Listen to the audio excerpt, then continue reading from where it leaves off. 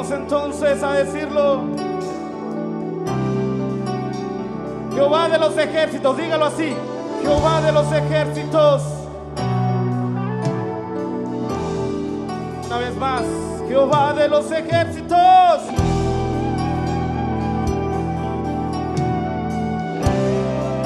Jehová de los ejércitos está aquí.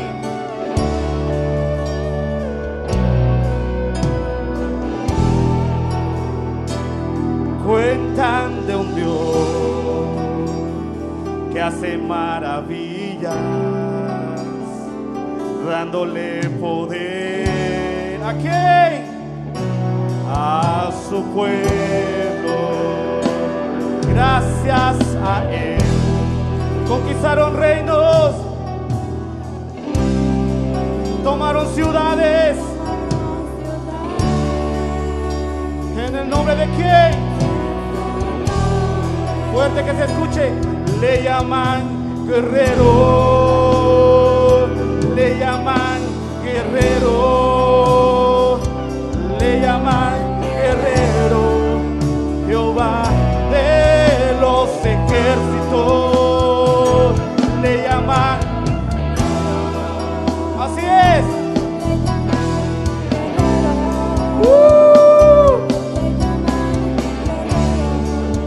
Jehová de los ejércitos.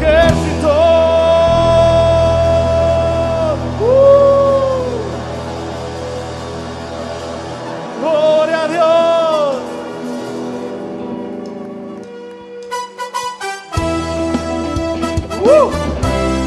Vamos a gozarnos.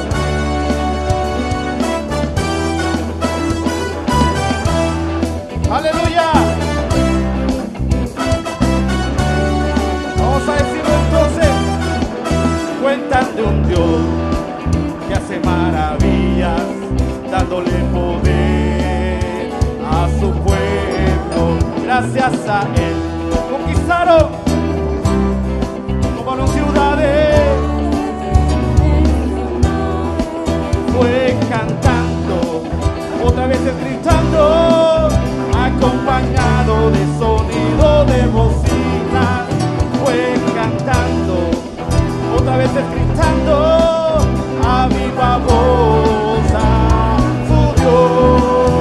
Columna de fuego, nube en el desierto, peña de Oreb para todo el sediento. Columna de fuego, nube en el desierto, peña de Oreb para todo. A ver que se escuche fuerte. Le llaman guerrero.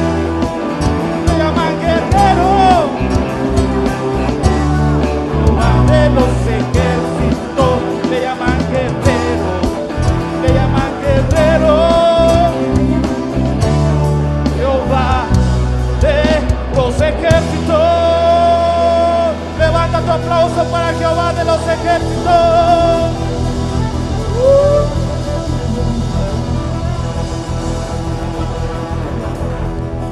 ¿Están listos?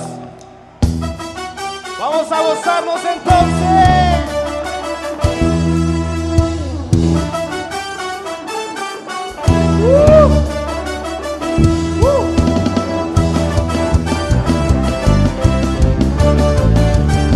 Aleluya.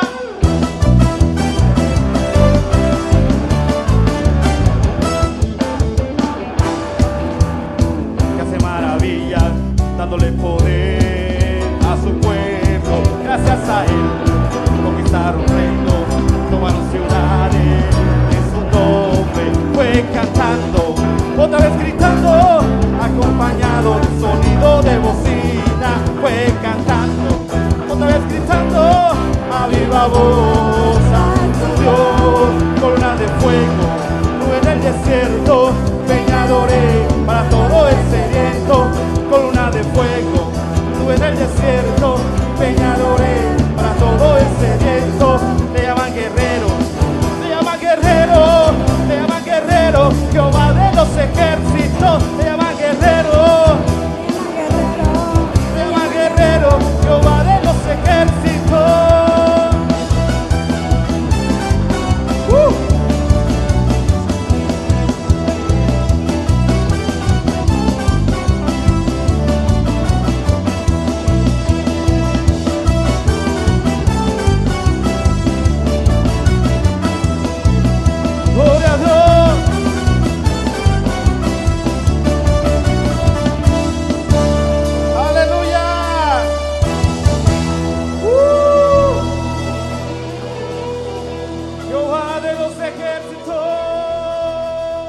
La intercesión, segunda parte.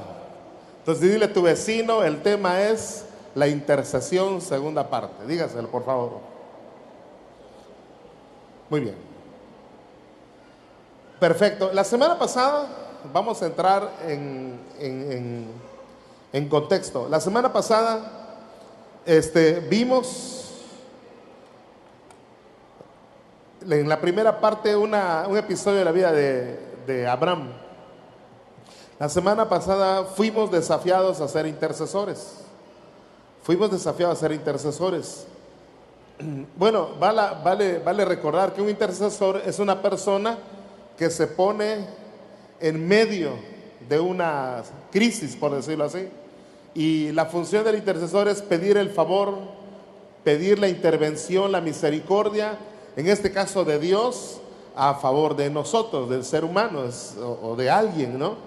Ese es el papel de un intercesor. Entonces, la semana pasada fuimos desafiados a ser intercesores, porque Abraham, cuando supo los planes de Dios, que eran destruir Sodoma y Gomorra, Abraham se plantó delante de Dios y pidió a Dios que tuviera misericordia. Y vimos la semana pasada que Abraham apeló al amor y a la justicia de Dios. ¿Cuántos saben que Dios es justo? La justicia de Dios consiste en que Él le da al hombre lo que éste se merece. Lo recto, hacer lo recto, esa es la justicia. Entonces, el pecado era tal que Dios decretó, el pecado de Sodoma y Gomorra, que Dios decretó exterminio, Dios decretó destrucción por causa de tanto pecado. Lo vimos también. Entonces Dios le revela sus planes a su siervo Abraham, y Abraham inmediatamente se pone entre Dios y Sodoma, y Abraham empieza a interceder. Abraham empieza a pedir el favor y la misericordia de Dios. Entonces la semana pasada vimos dos cosas poderosas. Vimos que Abraham se pone, como ya dijimos, entre Dios y Sodoma para pedir su favor. Y lo segundo que vimos fue que la estrategia de Abraham, él apeló al amor y a la misericordia de Dios. Amor a y a la justicia de Dios, desde luego. El pasaje de hoy es un pasaje que en alguna otra ocasión, lo que respecta a mí, lo he mencionado en algún mensaje, pero la verdad, no recuerdo que yo me haya sentado en el escritorio, me haya puesto a escribir específicamente de este mensaje. Le quiero decir que desde la semana pasada estaba orando, pidiéndole a Dios revelación para que podamos compartir algo sustancioso en este día. Y le quiero confesar que anoche me pasó algo. Yo tenía todo el mensaje listo de la historia. No íbamos a hablar de este pasaje que íbamos a hablar de otro pasaje de la vida de David y la relación que él tenía con Dios. Terminé el mensaje, estaba yo dándole las últimas aplicaciones, los últimos toques, y en la última parte, en la conclusión, cuando estoy puliéndola, me sucedió algo. Entró en mí una ansiedad, una inquietud, ¿no? Sentía que algo no encajaba, y el que no encajaba en la palabra era yo, porque algo me decía que lo de hoy tenía que ser enfocado a lo de la semana pasada, es decir, la intercesión. Y la historia de la que estaba yo estudiando era de la relación de este siervo con Dios. Entonces Dios me inquietó, yo sí lo entiendo. Entonces empecé a orar, Señor, ok, no hay problema. Eran las 8 de la noche. ¿Y qué hago? Empiezo así a entrar en un diálogo con Dios, y Señor, ayúdame, aclárame. Y Dios me lleva al pasaje en cuestión, Ezequiel 22, 30 y 31. Y miren ustedes todo lo que Dios me mostró de este pasaje. Ezequiel 22, 30 y 31. Dice la escritura de esta forma: busqué entre ellos un hombre que levantara una muralla y que se pusiera en la brecha delante de mí a favor de la tierra, para que yo no la destruyera, pero no lo hallé. Por tanto, derramé sobre ellos mi ira, con el ardor de mi ira los consumí, hice volver el camino de ellos sobre su propia cabeza, dice Jehová el Señor. Perfecto. Yo estaba orando, Señor, este pasaje lo he leído, lo he puesto como referencia, pero ahora tú me estás llevando a este pasaje para analizarlo. Y lo primero que yo le pregunté al Señor, ok, este pasaje habla de destrucción, habla de consumir, habla de ira. Y yo le pregunté a Dios, ¿a quién se refería? ¿O a quién se le decretó todo esto, la destrucción? Le pregunté a Dios, ¿a quién fue dirigida esa palabra? Y entonces voy al contexto, que es todo el capítulo 22, y la sorpresa para mí fue que estas palabras no fueron, escúchalo, estas palabras no fueron decretadas para un país pagano, no fueron decretadas para un país que habría hecho escarnio del pueblo de Dios. No fue decretada esta sentencia para alguien ajeno. Resulta que este dictamen, que este decreto fue promulgado para el mismo pueblo de Dios, para Israel, para su capital Jerusalén. Dios decretó para su mismo pueblo, para la misma capital, destrucción. Entonces, no sé si usted puede entender el conflicto de ideas que hubo en mi corazón, porque decía, esta palabra no fue para un extraño, fue para la casa, fue para los locales, fue para los anfitriones. Me sorprendió, y Dios me mostró cosas muy importantes que debemos aprender de este pasaje. Así que lo primero es que usted ya sabe que ese dictamen, que ese decreto fue contra Israel, ¿ok? Y en específico contra la ciudad de Jerusalén. Contra ellos fue emitido este decreto, esta sentencia. Viendo de cerca estos dos versículos, encontramos cosas importantes de las que debemos aprender. Número uno, son tres preguntas que vamos a contestar. Número uno, ¿qué estaba buscando el Señor? Según el versículo 30, ¿qué estaba buscando el Señor? A ver, un valiente que mira, ¿qué estaba buscando? ¿Qué es eso? ¿Un dedito? ¿Ah? ¿No lo oí?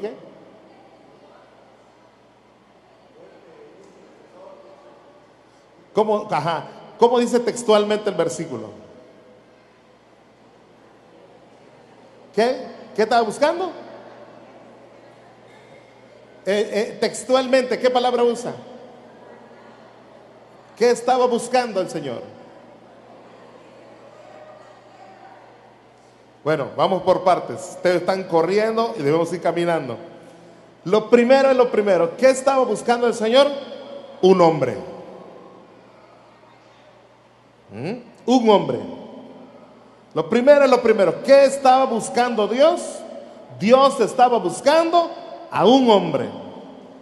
¿Estaba buscando a muchos hombres? ¿Estaba buscando un equipo? El pasaje dice, busqué entre ellos un hombre. ¿Cuántos pedía Dios? Solamente uno. Solamente un hombre. Ahora sí, viene lo que ustedes ya dijeron abundantemente. ¿Para qué estaba buscando a un hombre? Para que levante muro y se ponga en la brecha a favor de la tierra. Dios estaba buscando un hombre. Lo estaba buscando para que este hombre levante un muro y se ponga en la brecha. Dijimos que ese es el trabajo de un intercesor. Levantar un muro, el muro significa protección, y que se ponga en la brecha significa intercesión. Dios estaba buscando a alguien, a un hombre, para que haga exactamente esto: levante un muro y se ponga en la brecha. Para Dios, un hombre bastaba para cambiar la historia de Jerusalén.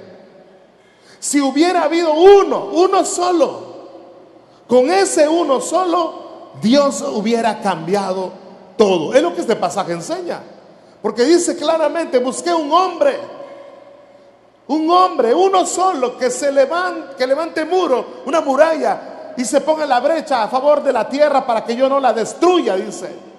Entonces nos está diciendo que uno solo, un hombre, bastaba para que la historia de Jerusalén hubiera sido otra. Un solo hombre pudo haber hecho la diferencia. Y la pregunta decisiva es: ¿encontró Dios a tal hombre? ¿Qué dicen ustedes? ¿Qué dice el pasaje? ¿Encontró Dios a ese hombre que estaba buscando? Dice el pasaje que no lo halló. Ahí está, dice: pero no lo hallé. No hubo ese hombre que Dios estaba buscando. No hubo. Ahora, la pregunta consecuente es, o la pregunta que le sigue es: ¿hubo alguna consecuencia por no encontrar un intercesor? ¿Cuál fue la consecuencia?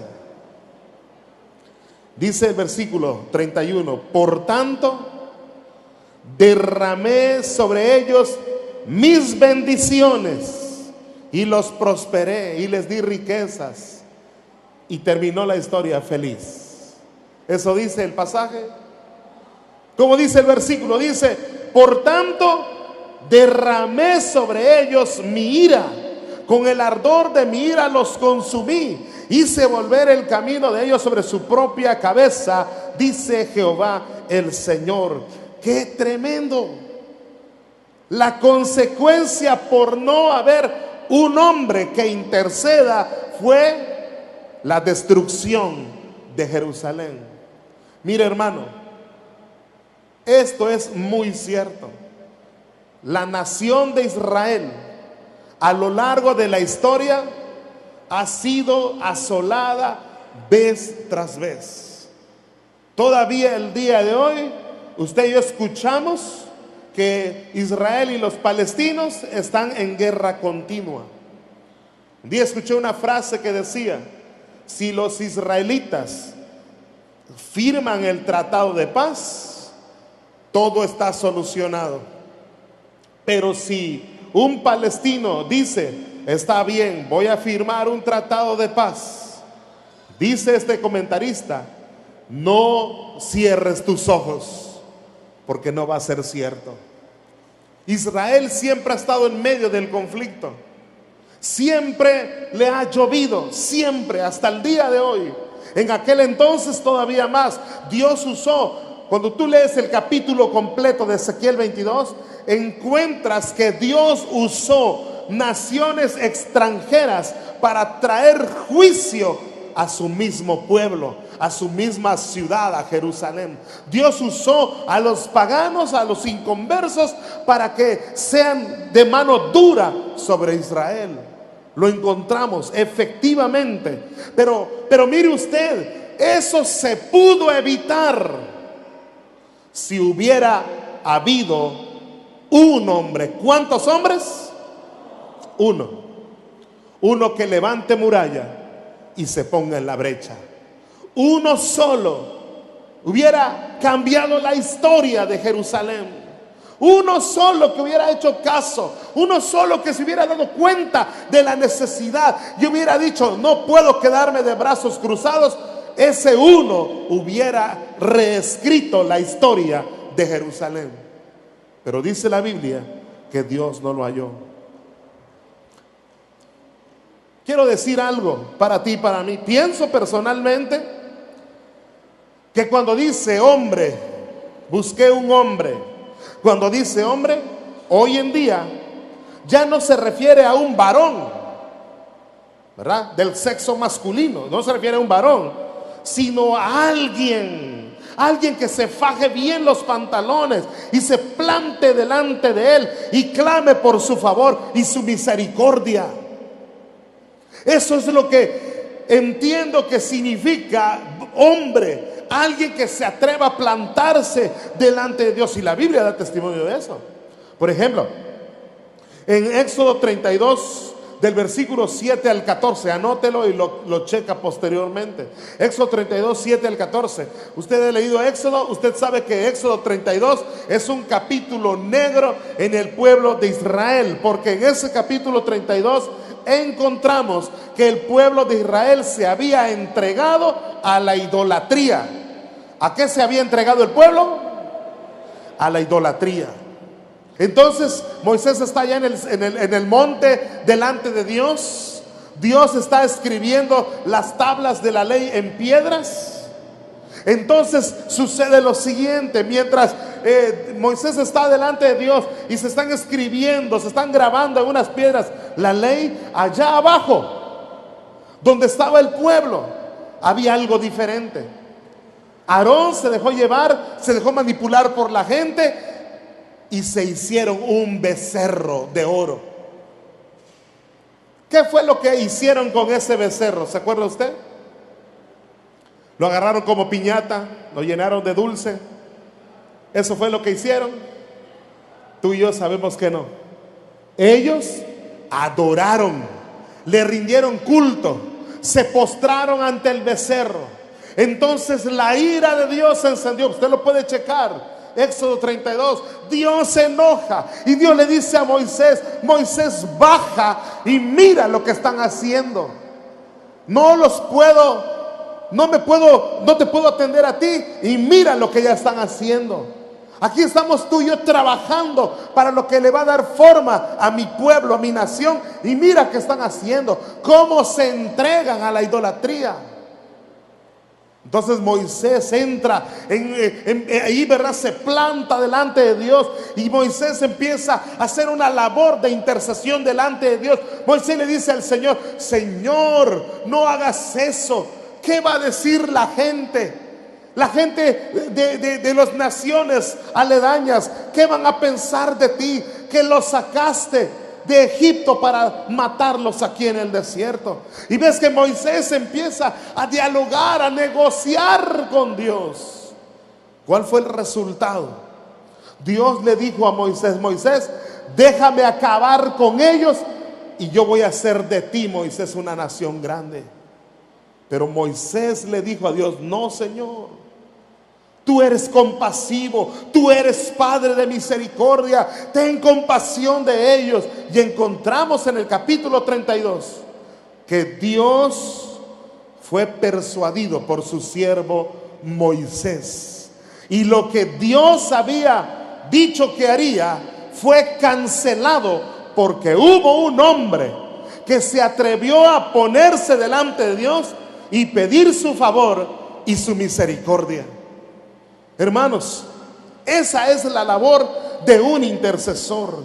Y cuando dice hombre, insisto, se refiere a alguien que se atreva a plantarse delante de Dios, como lo hizo Moisés, y pedir su favor y su misericordia.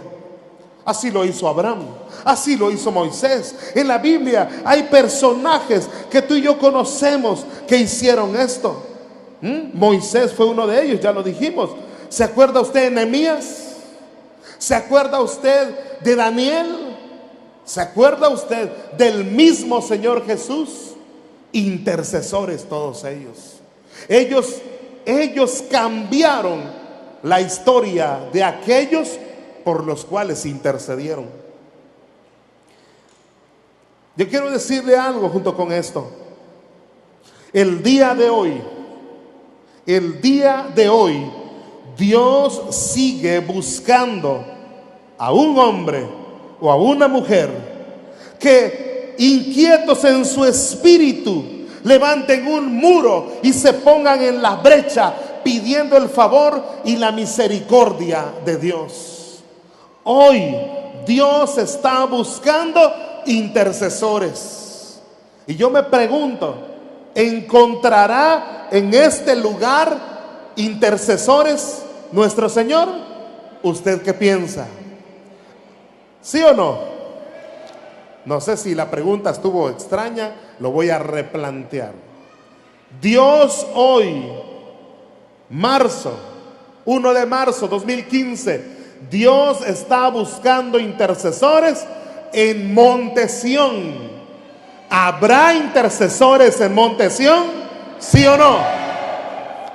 Eso es, Dios está buscando. Ojalá y tú y yo seamos uno de los que seamos encontrados por el Señor. Le voy a dar un tip, porque Dios nos está llamando a la intercesión. Te voy a dar una clave.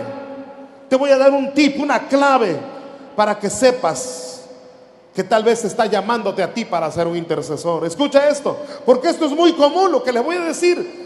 Continuamente vienen hermanos, hermanas jóvenes y me comparten lo que le voy a decir. Viene alguien, un joven, una señorita, un varón, una mujer, y me dice: pastor, tuve un sueño. Soñé que un familiar esto, soñé que un hermano esto. No un familiar, un hermano de la iglesia también. Soñé que a tal persona esto y aquello. Y soñé que hubo un accidente. Por ejemplo, una de las hermanas, una profeta me dijo: pastor, tuve un sueño, soñé que 5 líderes, 5 familias, en diferentes tiempos, en diferentes lugares, tenían accidentes fatales. Y ella me platicó el sueño y le dije: hermana, vamos a hacer 2 cosas. Número 1, por favor, Dios te lo mostró, Dios te está llamando. ¿A qué crees? A interceder. Párate en la brecha por los hermanos. Empieza a pedirle a Dios su favor y su misericordia, y desde luego levanta un muro, su protección para aquellas familias. Y déjame a mí decirles a ellos el sueño que tú tuviste. Eso fue lo segundo. Y me acerqué a cada uno de estos hermanos que eran líderes y le dije: hermano, hermana, fíjate que una profeta tuvo este sueño. Entonces me dice, no faltó quien me diga: pastor, yo manejo tranquilo. No, ¿cómo crees? Mira, hermano, para que haya un accidente no tienes que manejar loco. ¿Cuántos saben eso? A veces los locos son otros, ¿verdad? Entonces le dije: ok, no hay problema, tú manejas tranquilo, perfecto. Lo único que tienes que hacer, abre bien los ojos. Simplemente ten más cuidado cuando llegues a un cruzamiento, cuando vayas a una calle estrecha, etcétera. Ten cuidado, porque el diablo es terrible. Así que el tip para ti, hermano, hermana, es este: cuando tengas un sueño que no te deja dormir, que te inquieta, porque tal vez se trata de un hecho trágico, un peligro o algo delicado, significa que Dios te está llamando a la intercesión. ¿Sí me explico? Dios te está llamando a la intercesión. Creo personalmente que cuando Dios le dijo a Abraham sus planes de destruir Sodoma y Gomorra, lo hizo porque en el fondo Dios estaba viendo el corazón de Abraham, y en el fondo Dios quería que Abraham haga lo que hizo Abraham. ¿Y qué fue lo que hizo Abraham? Cuando supo que Dios había decretado destrucción sobre Sodoma, inmediatamente Abraham se puso en la brecha a pedir el favor y la misericordia de Dios. Cuando tú tengas un sueño inquietante, cuando tú veas a una familia, a una persona, a alguien que corre riesgos, que hay peligro, que hay algo malo que se avecina a sus vidas, por favor, no cierres tu corazón. Por favor, no te hagas ahí al indiferente. Significa que Dios te está diciendo: quiero que te levantes y levantes una muralla. Quiero que te pongas en la brecha pidiéndome el favor y la misericordia para esa persona, para esa familia, para ese lugar. Así que espero que este tip te ayude a saber cuándo Dios te está poniendo algo, una situación enfrente, para que te vuelvas un intercesor. Pero de ninguna manera Dios espera que nos quedemos de brazos cruzados. ¿Sí me escuchó? Dile a la persona, dile así: Dios no quiere que te cruces de brazos. Le voy a decir una palabra dura, pero necesaria. Cuando tú tengas un sueño de esta naturaleza y tú no haces nada, nada más dices: ay, pobrecito hermano, ay, ojalá y no pase nada. Hasta ahí, eso significa que te falta discernimiento. ¿Te falta? ¿Qué falta? Entonces, cuando tú tengas un sueño, una situación como las que ya dijimos, Dios te la muestra por una persona, por una familia, por alguien. Dios te está llamando a la intercesión. Dios te está buscando para que tú intercedas. La pregunta es: ¿te encontrará? Esa es la primera pregunta. ¿Qué estaba buscando el Señor? Un hombre, un intercesor. La segunda pregunta: ¿cuál era la condición espiritual de Israel? ¿Cuál era la condición espiritual de Israel? Pues como le dije hace un rato, basta con leer el capítulo completo de Ezequiel 22 para darnos una idea bastante clara de la condición en que Jerusalén se encontraba. En pocas palabras, yo le puedo decir que Jerusalén estaba sumida en pecado. Escucha esto: Jerusalén estaba sumida en pecado. Y lo grave de esto es que nadie hacía nada al respecto. Nadie hacía nada porque las cosas cambien. Nada, ni el pueblo, ni los líderes, ni tampoco los sacerdotes y los profetas hacían nada para que las cosas cambien. Cuando lees el capítulo 22 de Ezequiel, no te sorprende que el pueblo aparentemente esté cruzado de bruces, cruzado de manos. No te sorprende que los líderes del pueblo tengan la misma actitud. Pero lo que fue preocupante en Ezequiel 22 fue que los sacerdotes y los profetas, los hombres que se supone que tienen una conexión continua y fuerte con Dios, no se habían percatado, no habían abierto los ojos para darse cuenta de la realidad que había en Jerusalén. Y mientras tanto, el juicio venía sobre ellos. Incluso dice el pasaje que ellos mismos estaban cometiendo atropellos, abusaban de la gente. Ellos mismos, dice en el caso de los profetas, decían palabra que no venía de parte de Dios. Lo hacían para ganarse el favor o algún bien de parte de alguien más. Esa era la condición en que se encontraba Jerusalén. Dios vio con tristeza todo esto. Dios vio con dolor y con enojo todo esto. Y entonces Dios decretó destrucción para Jerusalén. Dios decretó destrucción para Jerusalén. Pero le quiero decir algo personal de igual manera. Creo que aunque Dios lanzó el decreto de destrucción por causa del pecado, creo personalmente que Dios dijo, escuche esto que vino a mi corazón. Yo creo que Dios dijo: lo voy a destruir. Mira cuánto pecado, Gabriel, Miguel, mira cuánto pecado, ya no puede ser esto, los voy a destruir. Pero Dios le dice a los ángeles, antes de ejecutar lo que he dicho, antes de que yo lleve a cabo esta destrucción, le dijo Dios a Gabriel y a Miguel, versión Alberto Tuc, Dios mismo desciende, porque dice: busqué hombre. ¿Quién buscó hombre que se ponga en la brecha? No, Dios no mandó a un ángel a buscar hombres. Él dice: busqué Jehová dijo, busqué. Dios mismo vino en medio del pueblo y estuvo buscando entre ellos a un hombre.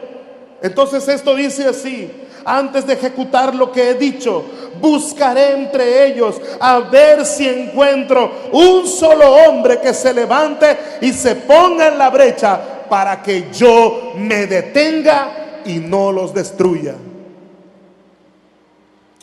Para desilusión de Dios, pasó lo que ya dijimos. No encontró uno solo que se levante y se ponga en la brecha. No lo encontró.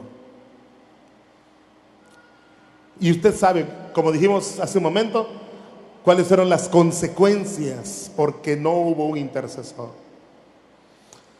Estaba yo todo metido en este pasaje, leyéndolo, dándole vueltas, desarmándolo, separando ideas, subrayando palabras. Estaba metido en este pasaje y vino un pensamiento. Me puse a pensar en lo siguiente: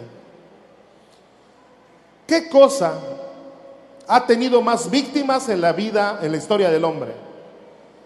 ¿Qué cosa ha tenido más víctimas en la historia del hombre? Guerras, enfermedades, terrorismo, trata de personas, mujeres, niños, etcétera,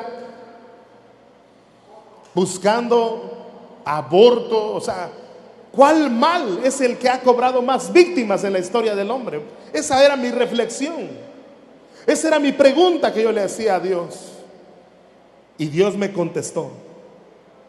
Dios me dijo: lo que más víctimas ha tenido en la historia del hombre se llama pecado.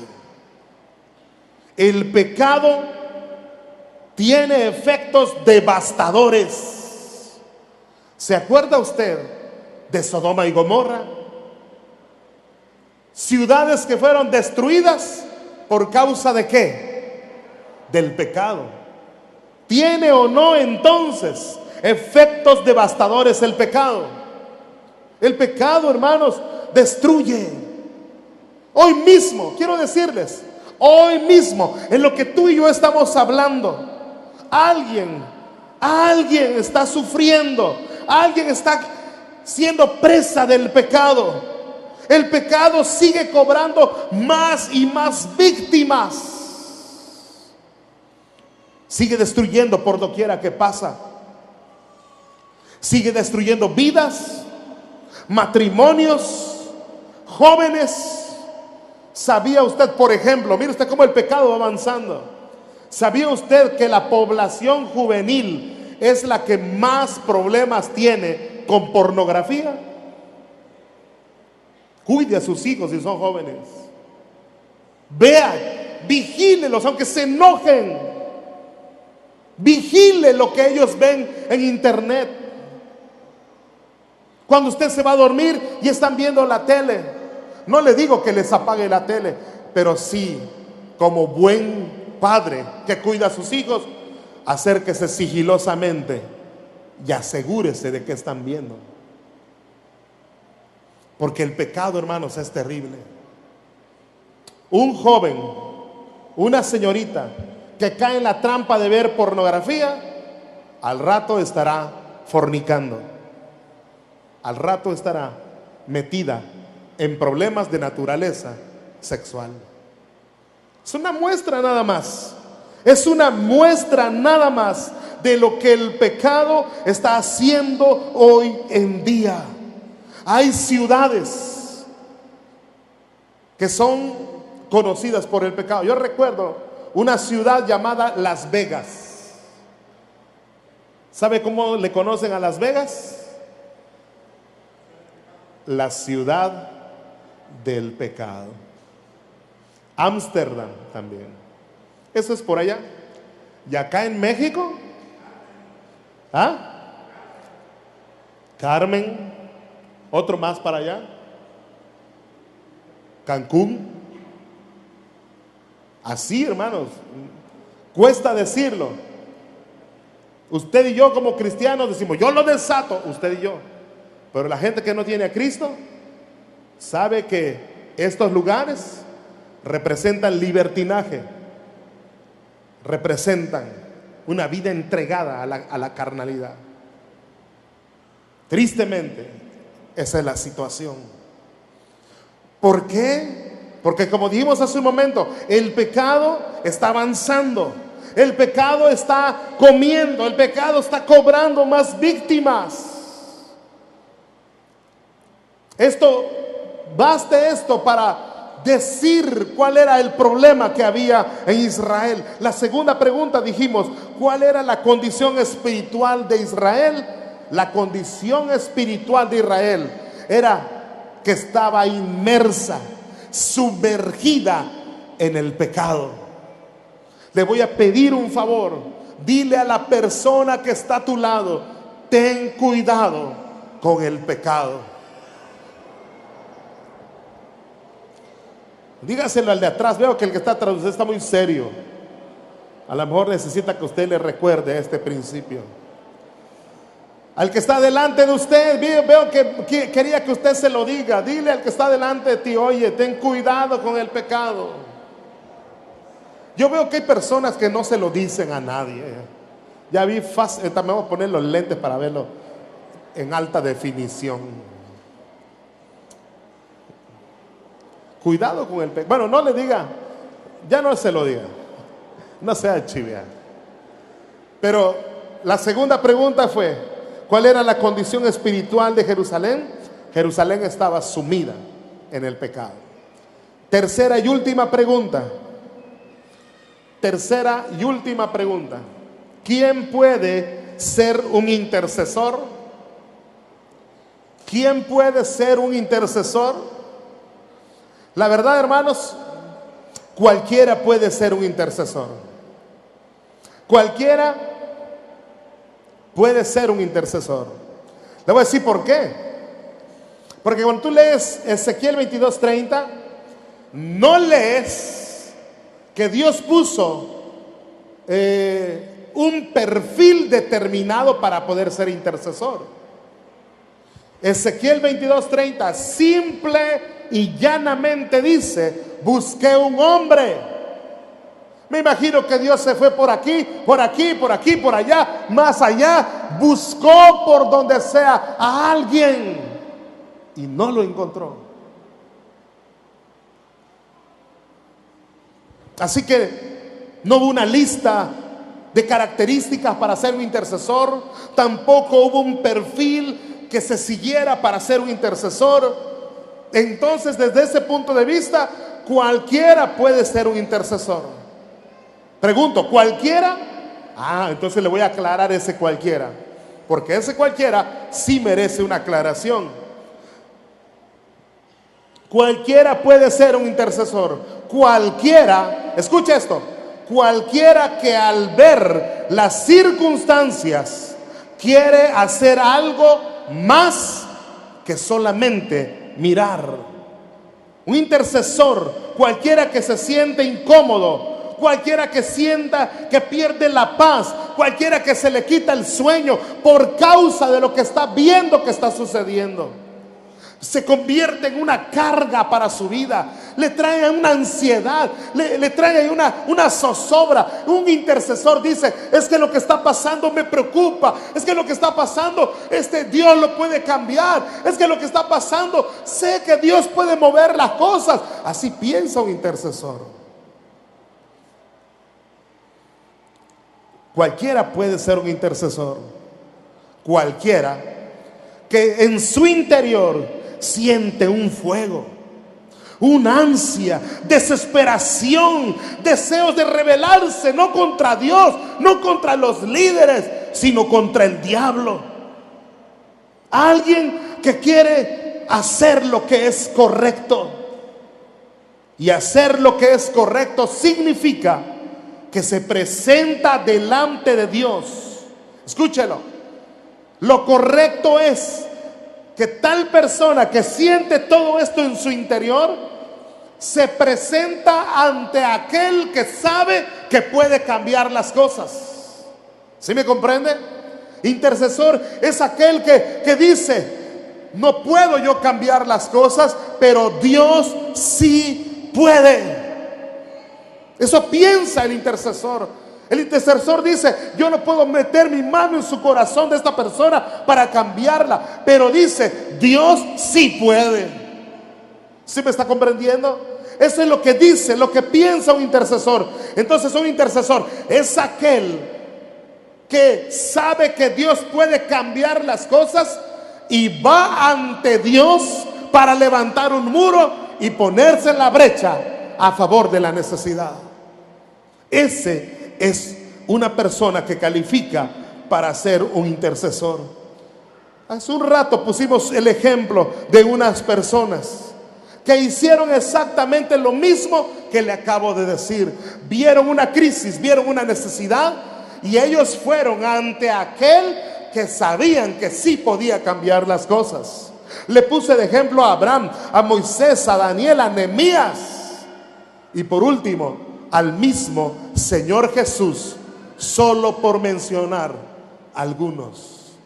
Porque en la Biblia hay más ejemplos de hombres que fueron intercesores, que vieron una crisis, vieron una necesidad, vieron un peligro y no se cruzaron de brazos, no fueron indiferentes, se levantaron y dijeron: Señor, ten compasión. Dijeron: Señor, tú puedes cambiar esto. Señor, ten misericordia. Señor, haz algo. ¿Y sabe qué fue lo tremendo?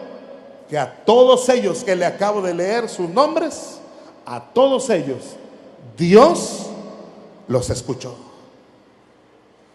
A todos ellos los escuchó porque hicieron lo correcto, vinieron ante Dios y pidieron su favor y su misericordia. Quiero hacer énfasis en lo siguiente. Ezequiel 22:30. Ezequiel 22:30 dice algo muy importante. Escúchalo. Dios quiere que tú y yo nos levantemos y seamos los intercesores que hoy Él está buscando. Hace un rato le dije: hermano, Dios sigue buscando intercesores el día de hoy. Y en esta última parte de este mensaje le quiero hacer énfasis en eso. Dios quiere algo más específico. Hace un rato le dije: Dios está buscando entre nosotros. Ahora le digo algo más específico. Dios quiere que tú y yo nos levantemos como intercesores.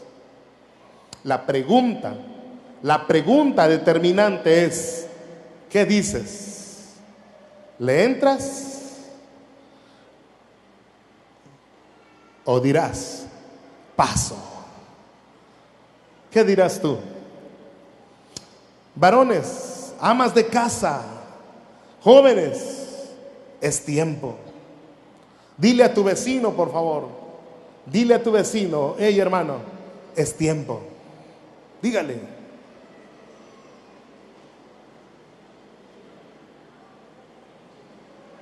Julián, mientras es tiempo, venga Julián, ayúdame. Es tiempo. Repita conmigo: es tiempo. Dígalo más fuerte: es tiempo. Esposa, dile a tu esposo: es tiempo. Esposo, dile a tu esposa: es tiempo. ¿Ah? A ver, todos los varones que están en este lugar, digan conmigo: es tiempo. A ver, mujeres que estén en este lugar, digan: es tiempo. Los jóvenes que están conmigo, digan: es tiempo. Es tiempo, hermano. ¿Tiempo de qué? Es tiempo exactamente de levantarnos y ser intercesores. Se lo voy a decir de otra manera. Hay un decreto de destrucción sobre los hombres, sobre las mujeres, sobre los jóvenes de nuestra tierra. Cuando tú lees Ezequiel 22 y lo comparas con nuestra ciudad, ya no pienses en Las Vegas o en Ámsterdam o en Carmen o en o en Cancún, o en cualquier lugar que usted quiera. Ya no piense en esos lugares. Cuando tú lees Ezequiel 22 y haces un recuento mental de la condición de nuestra ciudad, tú te darás cuenta que no hay mucha diferencia. Cada vez las cosas están más delicadas. En el mes de septiembre, por ejemplo, primer matrimonio gay. Y para la sociedad o sociedad, no sé cómo sea mejor decirlo, fue un avance. Pero usted y yo sabemos que espiritualmente hablando, no fue de esa manera. En Campeche hay lugares en donde hay trata de jóvenes, de señoritas, de niños. En Campeche hay lugar. En Campeche empieza a circular droga, maldad, asesinatos. ¿Se acuerda usted de uno en el malecón? Un hombre que se supone que venía de fuera y ahí lo acribillaron. ¿Se acuerda? Si no se acuerda, no lee los periódicos. No lee ese que no cuesta. Problemas. Compare las cosas que vemos que están pasando. Platicaba un hermano que hace unos años una persona me dijo que aquí en este lugar vio al hijo de Chapo Guzmán. Nada más para que usted vea. Aquí en Campeche, aquí en la ciudad, en el centro. Compare Ezequiel 22 con lo que está sucediendo hoy en día en la sociedad. ¿Hay corrupción en los niveles de autoridad? ¿Hay maldad? Los hay. Pero ¿sabe qué hemos hecho muchos de nosotros? Nos hemos quejado, hemos maldecido cristianamente, pero no hemos hecho lo que deberíamos hacer. Campeche, escucha, te lo voy a plantear de esta manera. Campeche, tu familia, tu esposo, tu esposa, en silencio están clamando porque tú te levantes como un intercesor. Porque tú hoy te determines y te pongas de pie para levantar un muro de protección y para interceder, para ponerte en la brecha por lo que más amas. ¿Amas tu esposo? ¿Amas tu esposa? ¿Te agrada en la condición que se encuentra? Pastor viene al templo, tiene un título, pero está en el nivel que tú sabes que debe de estar. Ahora, te lo digo no para que, ay, lo viste gordo, tienes que echarle ganas. No te lo digo para que hagas eso. Te lo digo para que ahora mismo tú le pidas a aquel que puede meter su mano en su corazón, que lo haga y lo transforme. ¿No amas Campeche?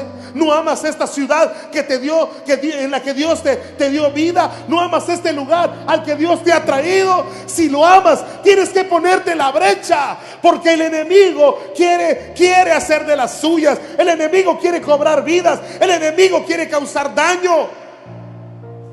Y hoy yo me atrevo a decir que Dios está buscando a alguien entre nosotros que abra los ojos y en vez de dejarse matizar con los colores del pecado que hay allá afuera, alguien que diga: yo ya me di cuenta, pero también me doy cuenta, también entiendo que el único que puede cambiar las cosas es Dios. Es tiempo. Es tiempo de que alguien interceda por tu familia. Es alguien de que alguien interceda por tu cónyuge. Es tiempo de que alguien interceda por tus padres, por tus hijos, por tu hogar. Es tiempo de que alguien interceda por los jóvenes. Si tú te estás incomodando con lo que estoy diciendo, si te sientes presionado, te tengo buenas noticias. Dios te está incomodando. Ya no podemos ser pasivos a lo que está sucediendo alrededor nuestro. No podemos ser indiferentes. No podemos actuar como que nada está pasando. Es tiempo de levantarnos. Es tiempo de ponernos en la brecha. Es tiempo de que escribamos la historia de Campeche, de nuestra familia, de nuestro matrimonio, de nuevo. Porque la semana pasada dijimos que la historia la escriben los intercesores. Yo te quiero invitar en el nombre de Jesús a que te pongas de pie.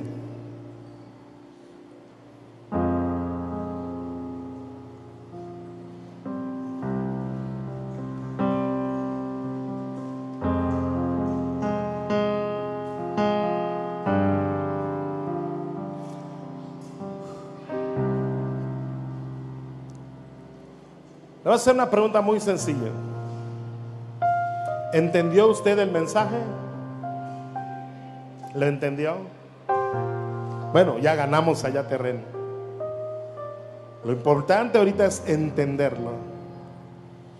Ahora, si tú entendiste el mensaje, la pregunta que sigue es: ¿qué espera Dios que hagas a partir de este momento? ¿Qué espera Dios que hagas a partir de este momento? Que seamos intercesores. Dile a la persona que está a tu lado: es el momento, es el tiempo de que te levantes como un intercesor. Dígase.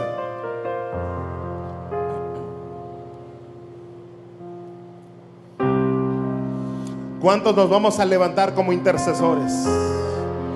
Donde quiera que haya una necesidad, allá hay necesidad también de un intercesor, valga la redundancia. Donde quiera que haya una necesidad, se requiere de un intercesor. Un intercesor es aquel que puede ver la necesidad y no nada más la mira, sino que se inquieta y va delante de Dios a pedir su favor y su misericordia. Esto es práctico. Yo quiero animarlo en el nombre de Jesús a que cierre sus ojos, si usted lo desea.